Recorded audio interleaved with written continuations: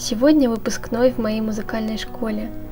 7 лет пролетели очень быстро, и вот я бегу на церемонию вручения. Опять опаздываю.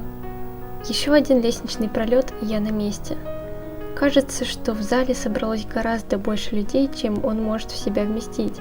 Неудивительно, ведь кроме выпускников и их преподавателей пришли родители, старшие и младшие сестры, братья. Несмотря на то, что я довольно высокая, почти ничего не видно, что происходит на сцене, потому что в проходе стоит много людей. В зале очень душно, ведь сейчас конец мая. Я вижу знакомую преподавательницу по фортепиано. Она приветливо улыбнулась и сказала, что меня уже называли и что вручение заканчивается. «Молодец, ты опоздала даже в такой важный день», — подумала я. Но тут я услышала свою фамилию.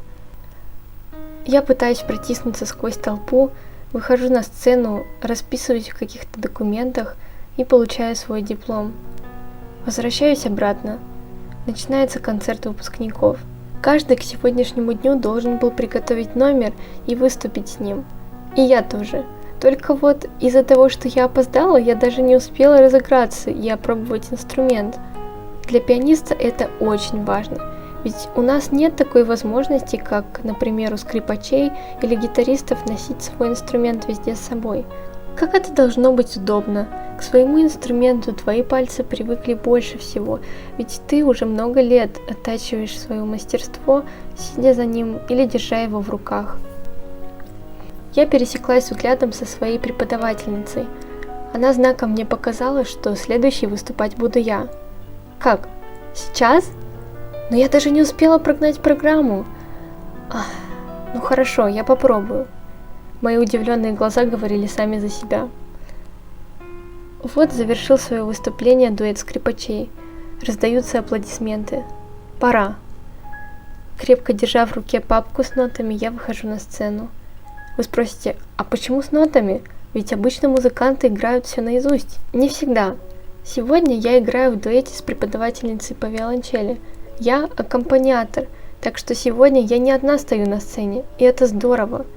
Несмотря на то, что большую часть времени, проведенного в музыкальной школе, я выступала в качестве сольного исполнителя, мне гораздо больше нравилось играть с кем-то. Когда ты не один на сцене, страх уходит. Поклон. Сажусь и бросаю взгляд на клавиатуру. Это пианино довольно старое и, наверное, не такое звонкое, как остальные. Ставлю ноты на подставку. В зале все затихают. Я чувствую знакомую дрожь в руках и волнение перед выступлением. Руки холодеют.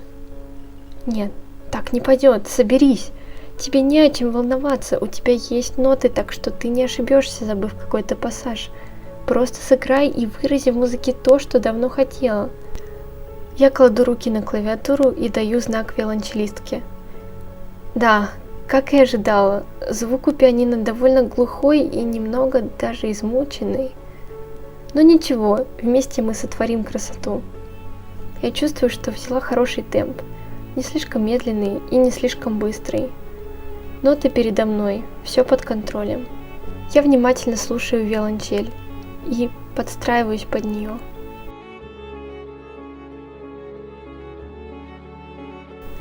Когда ты играешь в дуэте, важно слушать и понимать друг друга. Как красиво сплетаются звуки виолончели и старого пианино. Кажется, я получаю удовольствие от игры. Впервые за долгое время.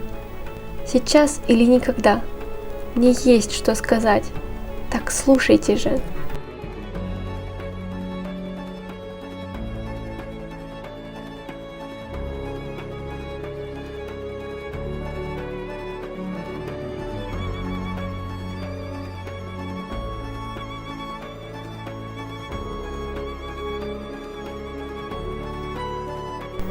Я знаю, что скоро покину это место, а ведь с ним связано столько воспоминаний. Было много пролито слез от досадных ошибок во время всяческих концертов и конкурсов, но были и победы. А самое главное, я научилась работать над собой, преодолевать саму себя. Пусть я так и не победила своего главного врага – страха сцены, музыкальная школа дала мне очень многое. Изменился мой взгляд на жизнь.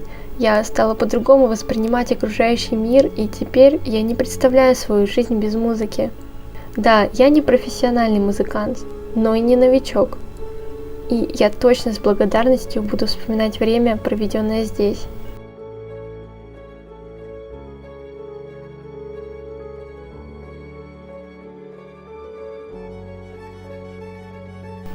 Кажется, что зал наполнился приятной теплотой. Как жаль, что все мои выступления не похожи на сегодняшнее. Но я рада, что сегодня у меня получилось раскрыться. 4-минутное выступление подошло к концу. Досадно, что так быстро. Последний аккорд. Звуки музыки растворились в воздухе.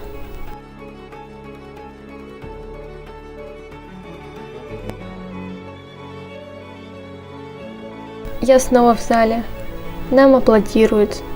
Поклон. Вот и все. Спасибо всем, кто слушал. Я надеюсь, что те, кому было адресовано мое музыкальное послание, его услышали. Возвращаюсь обратно в зал с приятным чувством опустошения. Этот день я запомню надолго. Музыканты и все, кто так или иначе хоть раз пытались что-то создать, подарить этому миру частичку себя, меня поймут.